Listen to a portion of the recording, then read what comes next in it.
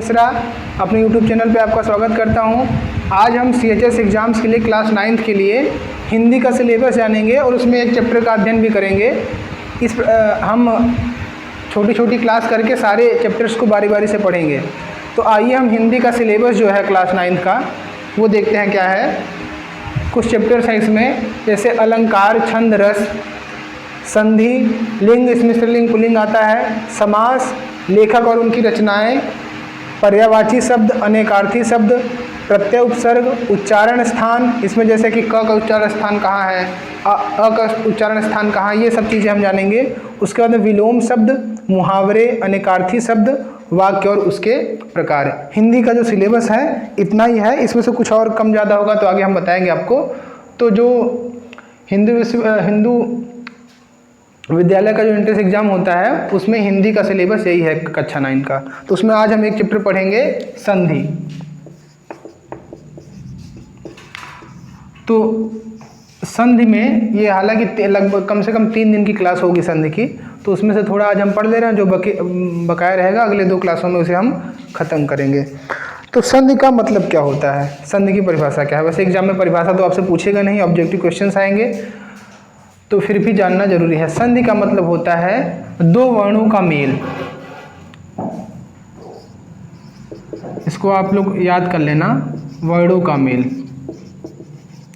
इसकी परिभाषा है जब किन्हीं 2 वर्णों के मेल से जो विकार उत्पन्न होता है उसे संधि कहते हैं। तो इसमें क्वेश्चन पूछेगा कि संधि क्या है, 2 वर्णों का मेल, 2 शब्दों का मेल, 2 वाक्यों का मेल। तो आपको पता होना चाहिए संधि में 2 वर्णों का मेल होता है, ठीक है। उसके बाद में हम जानेंगे संधि के प्रकार। संधि के प्रकार कितने हैं। संधि के 3 प्रकार होते हैं। पहला है स्वर संधि, दूसरा है व्यंजन संधि,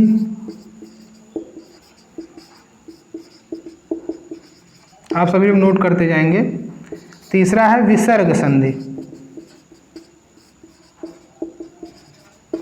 ये संधि के 3 प्रकार हैं। तो बच्चे कंफ्यूज रहते हैं, कभी संधि के 5 प्रकार बता देते हैं, कभी 2 प्रकार बताते हैं, लेकिन आपको ये याद रखना है। एग्जाम में ये भी क्वेश्चन पूछा जाएगा कि संधि के कितने प्रकार हैं। ऑप्शन देगा 2, 3, 4, 5। तो संधि के 3 प्रकार हैं। कौन से? स्वर संधि, व्यंजन संधि, विसर्ग संधि। इसी कड़ी में हम स्वर संधि के बारे में पढ़ेंगे और कल हम व्यंजन और विसर्ग के बारे में पढ़ेंगे। आज हम स्वर संधि के बारे में पूरी जानकारी इकट्ठा कर लेंगे। तो स्वर संधि के 5 प्रकार होते हैं। हाँ जी, स्वर संधि के 5 प्रकार होते हैं। आप लोग गलती से संधि के 5 प्रकार बता देते हैं। स्वर संधि के 5 प्रकार होते हैं। कौन कौन से? दीर्घ संधि,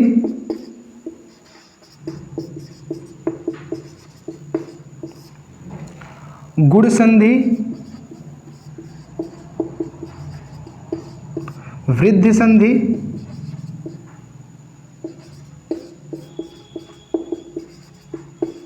यड़ संधि, अयादि संधि।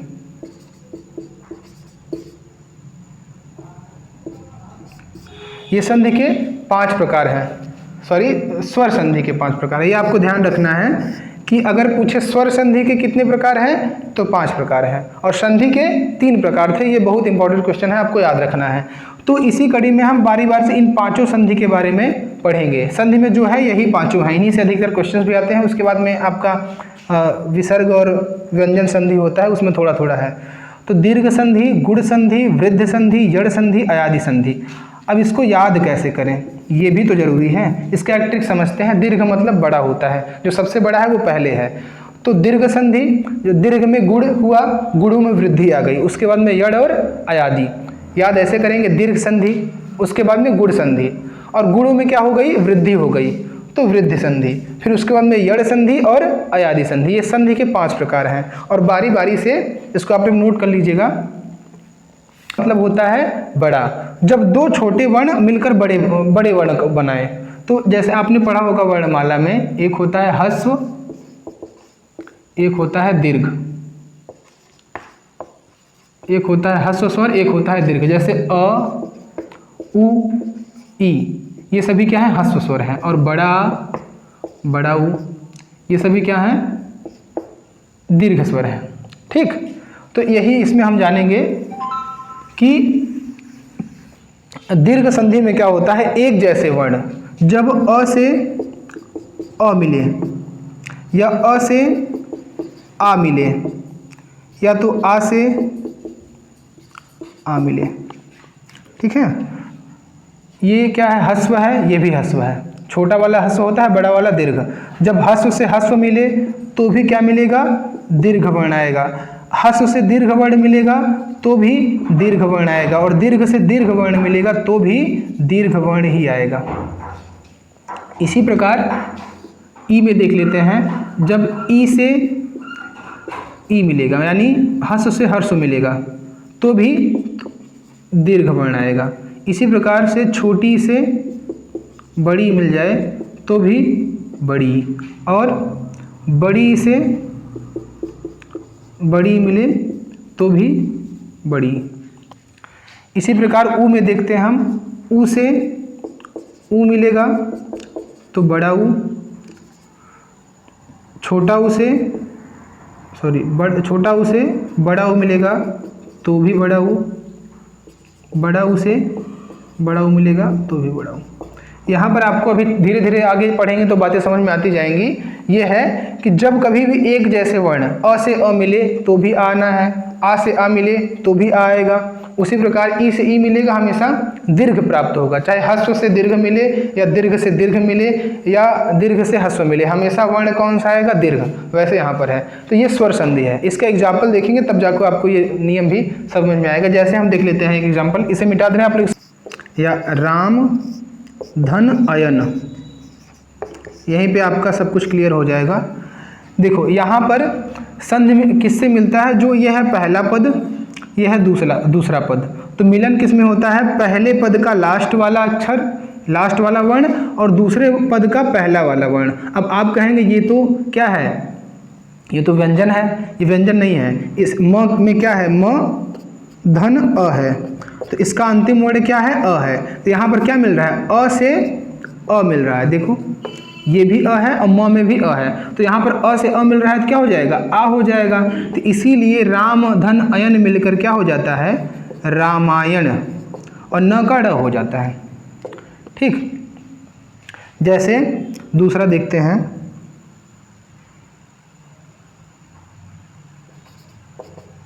दैत्य धन आगमन, तो इसमें य है, य में अ भी जुड़ा है, तो अ धन आ, तो क्या हो जाएगा, दैत्यागमन। यहाँ पर अ और आ जुड़ के क्या हो गया, आ हो गया, मतलब य में आ का मात्रा जुड़ गया। तो इसमें यही आपको समझना है कि ह्रस्व से दीर्घ जुड़ रहा है या तो ह्रस्व से ह्रस्व जुड़ रहा है। यहाँ पर देखो छोटा से छोटा जुड़ा, बन गया बड़ा, रामायण। इसी प्रकार दैत्यागमन। और दूसरा हम लोग देखते हैं,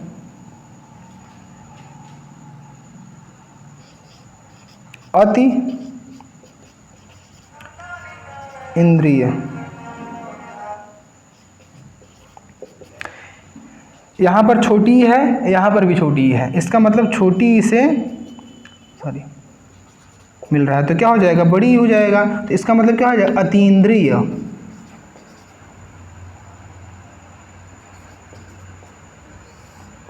यहाँ पर ह्रस्व से ह्रस्व मिला, दीर्घ हो गया, इसका मतलब यहाँ पर देखो बड़ी की मात्रा हो गई।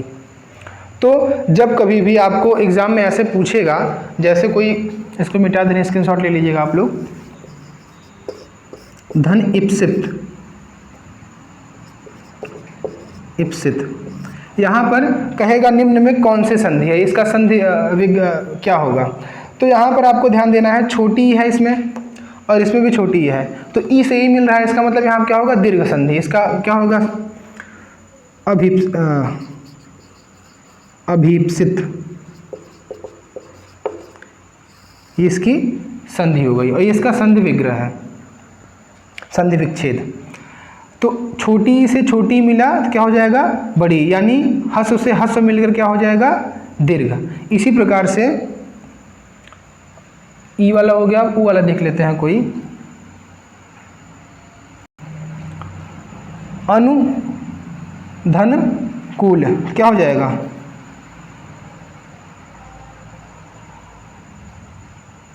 इसमें सॉरी दूसरा एग्जाम्पल ले लेते हैं, धन इच्छा। ये आप लोग बताइए कमेंट करके क्या होगा। ये हो जाएगा प्रतीक्षा।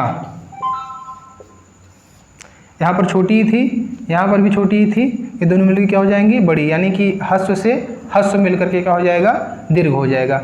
अब बाकी की क्लास कल हम करेंगे। धन्यवाद। तो हमने और ई का जान लिया। अब एक ऊ का एग्जाम्पल दे, जैसे कि हो गया भानु धन उदय।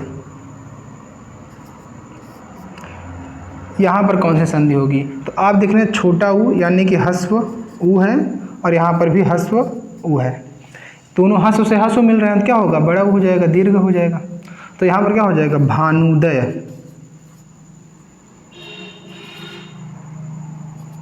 क्या हो जाएगा, भानुदय। हस्व से हस्व मिलकर दीर्घ बना रहे हैं, इसलिए दीर्घ संधि। और क्या हो गया, भानुदय। एक अगला एग्जांपल दूसरा देख लेते हैं, लघु धन ऊर्मी।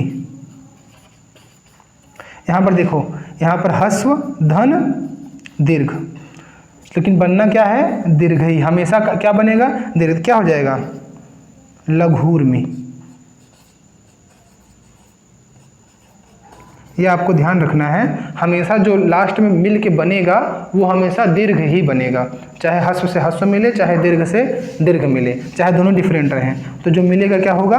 देखो यहाँ पर लघूर्मी, भानुदय, और आपने एक दो एग्जाम्पल जो पहले देखें, तो यहाँ से आपका स्वर संधि में दीर्घ संधि हो गई कंप्लीट। दीर्घ संधि में यही है, जब हस्व से हस्व अ मिले और ई उ, ये तीनों में हस्व से हस्व मिले या हस्व से दीर्घ मिले या दीर्घ से दीर्घ मिले, हमेशा बनेगा क्या, दीर्घ ही बनेगा, इसीलिए इसे दीर्घ संधि कहते हैं। तो अगली क्लास में हम जानेंगे गुण संधि के बारे में। धन्यवाद।